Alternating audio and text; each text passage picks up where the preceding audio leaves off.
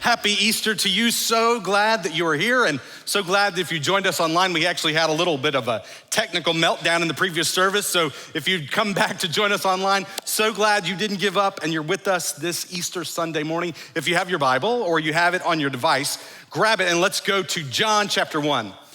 John chapter 1, if you're new to the Bible, you're new to the church, John is one of the 4 books in the New Testament that really give us the life story of Jesus, and it's written to us from one of Jesus' earliest followers, one of his closest friends. We're gonna start this morning in John chapter 1. I gotta tell you that it's typical for me going into Holy Week to have this single sentence that I kind of focus on, a single sentence that I meditate on as I'm going into Holy Week.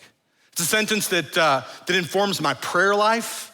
It's a sentence that shapes my sermon preparation as I'm getting closer and closer to Easter Sunday. It's a sentence that oftentimes is on my mind as I lay in bed at night. It often comes to my mind early when I wake up in the morning. It's a sentence that I just turn over in my heart and mind over and over and over again as we get closer to Easter Sunday. And that sentence is this: don't screw this up. This is the big deal day, right? It's a big deal to Jesus. It's a big deal because we have more of you here in the room with us on this day than any other day in the year. And there's sort of this pressure that I and preachers across the country and around the world feel going into Easter Sunday. Don't screw this up.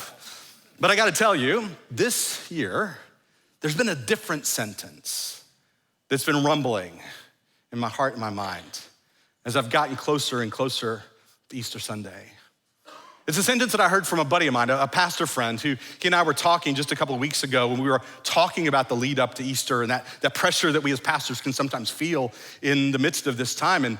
And he said to me, he said, Barry, my whole goal in preaching an Easter sermon is that people would walk away saying, God, I hope that's true. God, I hope that is true. And that's my whole goal with you today.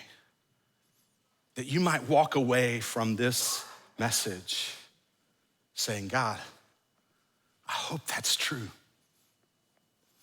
This morning I want to begin where John begins.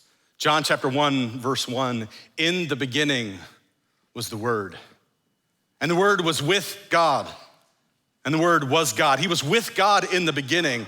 Through him all things were made, and without him nothing was made that has been made. In him was life, and that life was the light of all mankind. That light shines in the darkness, and the darkness has not overcome it. John begins by talking about the Word. In the beginning was the Word, and John, writing in the first century in the Greek language, the word for word there is the Greek word logos. Let me hear you say logos.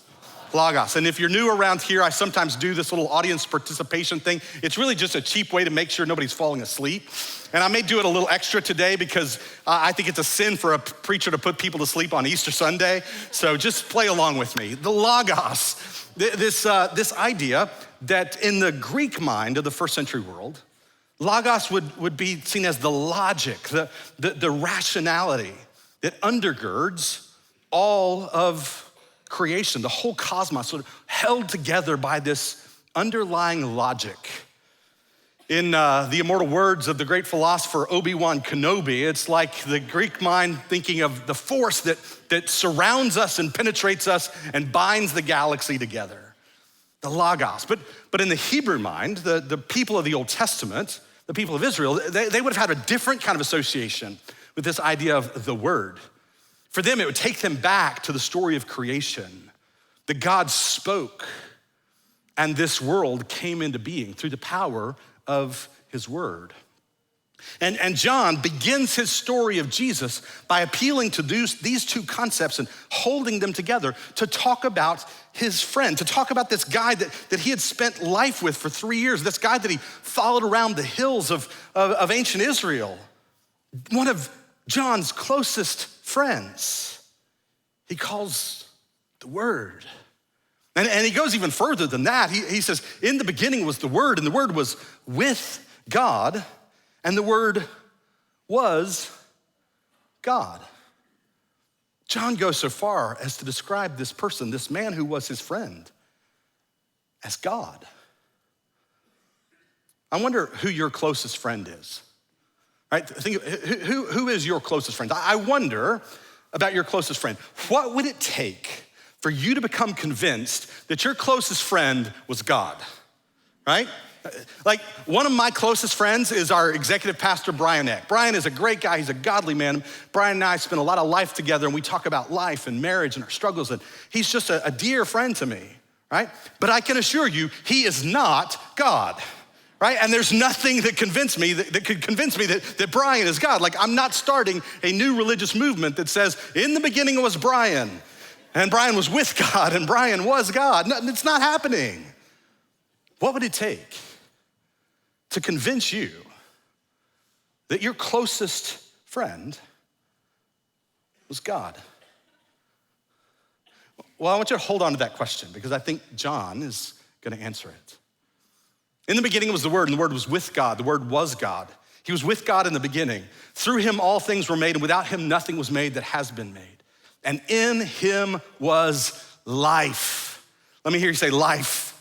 Life, real life, joy-filled life, full life, abundant life, succulent life. The kind of life that we most deeply long for, the life that we have always wanted. John had two words for life available to him in the ancient Greek language. The word bios, which is the word from which we get our word biology. That is physical life. That is, you've got a pulse. That is bios. But that's not the word that John uses. The word John uses is zoe. It's this idea of rich life, full life, joy-filled life. It is flourishing, life flourishing, relationships flourishing, the world flourishing. John says, in him was life. I wonder if anybody in the room this morning could use a little bit of that kind of life in your life, right? I wonder if anybody in the room this morning could use a little zoe in your bios, if you know what I mean, right? In him was life. So the question for us is, why do we often fail to experience that kind of life? Why do we often fail to experience that kind of deep, rich, flourishing, joy-filled life? I'm glad you asked, because I think John's gonna answer that question for us too. In the beginning was the Word. The Word was with God, and the Word was God. He was with God in the beginning. Through him all things were made. Without him nothing was made that has been made. In him was life, and that life was the light of all mankind. Let me hear you say all. All. That life was the light of all mankind. That this message of Jesus is a message for everybody. And we talk a lot here at Irving Bible Church about God's calling for us to become a multi-ethnic movement of missionary disciples formed in the way of Jesus for the sake of the world. And we are pursuing that vision because he is the light for all mankind. And if you were on our campus yesterday for our Easter festival, you saw our community on our campus. And I don't believe that you could see our community on our campus and not understand why we talk about being a more fully multi-ethnic church. God has placed us right here in one of the most diverse cities in all of America. All humanity, all mankind has converged here. And as God is calling us to be a people who bring his light to all mankind, starting right here where he has placed us. In him was life, and that life was the light of all mankind. The light shines in the darkness. I wonder if anybody here this morning knows about darkness. I wonder if anybody here this morning feels a little too familiar, too accustomed to darkness. I think that of all the things that I strive to convince you of that are in the Bible as a pastor, this is probably the easiest one for me to convince you of. that this world is filled with darkness. And I don't think it's much of a stretch to go beyond that to acknowledge the reality that the darkness that fills this world has gotten into our souls. The reason that we don't experience that life, full life, rich life, succulent life, joy-filled life, is because we live in the midst of the darkness. What's the darkest place that you've ever been?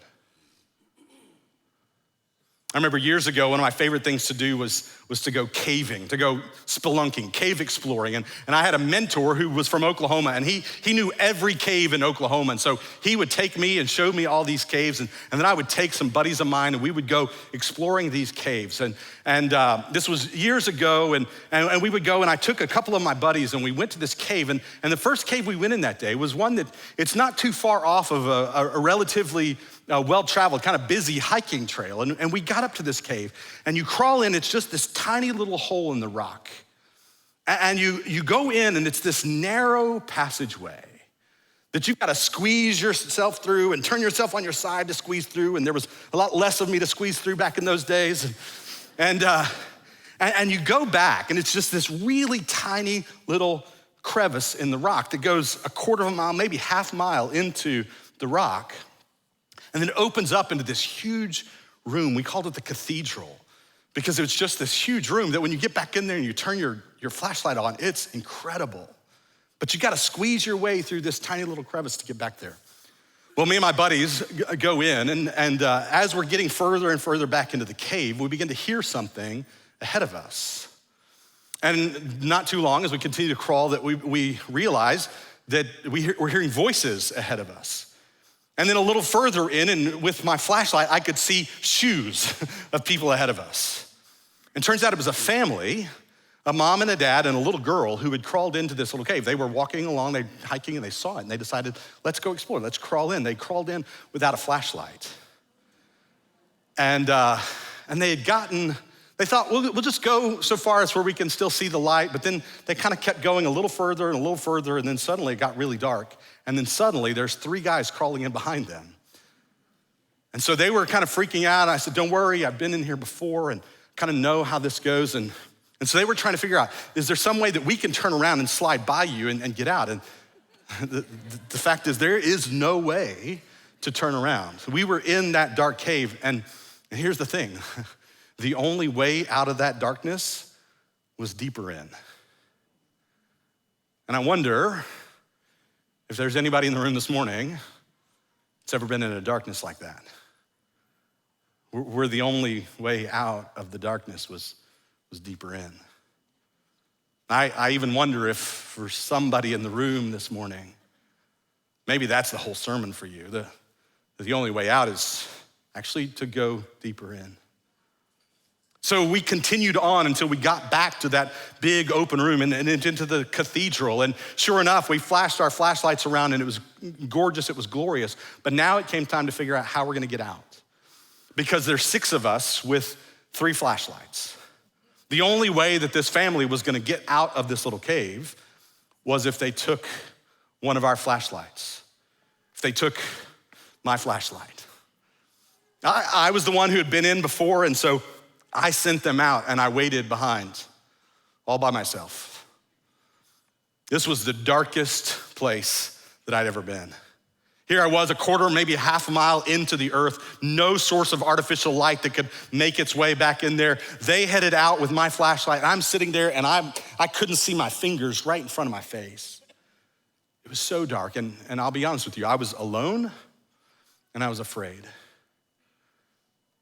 And I wonder if there's anybody here who's ever been in the darkness and feeling alone and afraid. I sat there in the darkness alone and afraid, knowing there was no way that I could get myself out of there. There was no way that I could save myself from this predicament. No way I could crawl through that darkness. The only way for me to get out of the darkness was for somebody to bring the light into my darkness. And that's the story of Christianity. Christianity is the story that we're all in darkness, but the light has come into our darkness to rescue us from it. And this is the key difference between Christianity and every other religion. Only the God of Christianity enters into our darkness. John says, the Word became flesh and he made his dwelling among us. He didn't stand at a distance peering into the darkness. He came into our darkness because it's the only way that we could be rescued from it. In him was life, and that life was the light of all humankind. And the light shines in the darkness, and the darkness has not overcome it. And believe me, it tried. The whole story of Friday was the story of darkness doing its best. The darkness, the whole darkness of the world converging in one place on one man as he hung there on that Roman cross. Darkness did the worst that it could do, and Jesus defeated it. We sang earlier about the blood of Jesus, and some of you that may be new to church, new to Christianity, might be going, that's a little weird, right? Why are we singing about blood? And we're singing about blood like it's a good thing.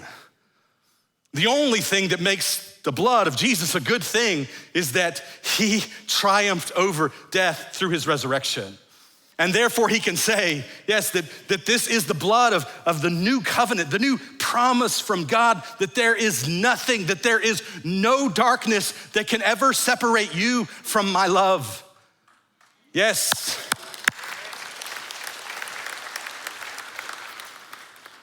The light shined in the darkness, and the darkness has not overcome it, and believe me, it tried. But Easter. There was a preacher in the 2nd century named Melito of Sardis, and he captures it this way. He says, when the Lord had clothed himself with humanity and had suffered for the sake of the sufferer, and had been bound for the sake of the imprisoned, and had been judged for the sake of the condemned, and was buried for the sake of the one who is buried, he rose up from the dead and cried out with a loud voice, who is he that contends with me? Let him stand in opposition to me. I set the condemned man free. I gave the dead man life. I raised up one who had been entombed. Who is my opponent? I, he says, am the Christ. I am the one who has destroyed death and triumphed over the enemy, who trampled Hades underfoot and bound the strong one and carried off to the heights of heaven humanity. I, he says, am the Christ. The light shines in the darkness, and the darkness has not overcome it. So what would it take to convince you that your closest friend was God? For John, it took a resurrection. But John saw the risen Jesus. John had the darkest moment in his life as he saw his friend nailed to a cross. That all the darkness of this world converged in one place at one time on one man.